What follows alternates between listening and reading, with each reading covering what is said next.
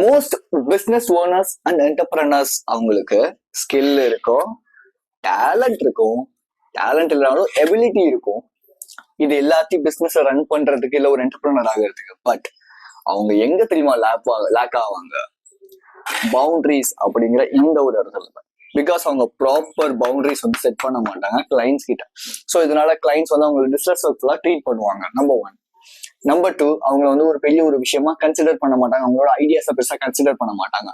Number 3, இவங்க எந்த ஒரு ஐடியா சொன்னாலும் இல்ல எனக்கு இது வேண்டாம், எனக்கு இந்த மாதிரி நீங்க பண்ணுங்கன்னு அவங்களோட ஒரு விஷயத்த நமக்குள்ள திணிக்க பார்ப்பாங்க.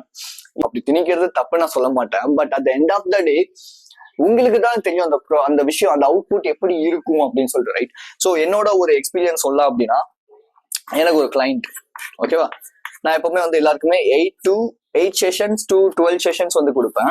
ஒரு சர்டைன் அமௌண்ட்டுக்கு 2 to 3 months இந்த பேக்கேஜ் அப்படிங்கிறது வரும்னு வச்சுக்கோங்களேன். இவர் என்ன பண்ணாரு அப்படின்னா, என்கிட்ட வந்துட்டு, பிரதர் எனக்கு இப்போதைக்கு என் மேலேயே செல்ஃப் கான்ஃபிடன்ஸ் இல்லை, இந்த கோச்சிங் வந்தா என்னால வந்து ரெக்கவர் ஆக முடியுமா, சூப்பர் ஹியூமனா ஆக முடியுமான்னு தெரியல. ஸோ எனக்கு வந்து ஒரு 7 days என்ன சும்மா ஜஸ்ட் மானிட்டர் மட்டும் பண்ணீங்கன்னா போதும் அப்படின்னு சொல்லி சொன்னாரு. நான் உடனே என்ன பண்ணேன், ஓகே நமக்கு இப்போதைக்கு கிளைண்ட்ஸ் இல்லை, இவரையும் இழுத்து வச்சுக்கலாம் அப்படின்னு சொல்லிட்டு, ஓகேங்க கமான் வாங்க பண்றேங்க அப்படின்னு. கடைசியில இவர் என்னோட கோச்சிங் அட்டென்ட் பண்ணவே கிடையாது, எனக்கு எதுவுமே நடக்கவும் கிடையாது. ரீசன் என்ன தெரியுமா? Lack mentality. Number 2, fear.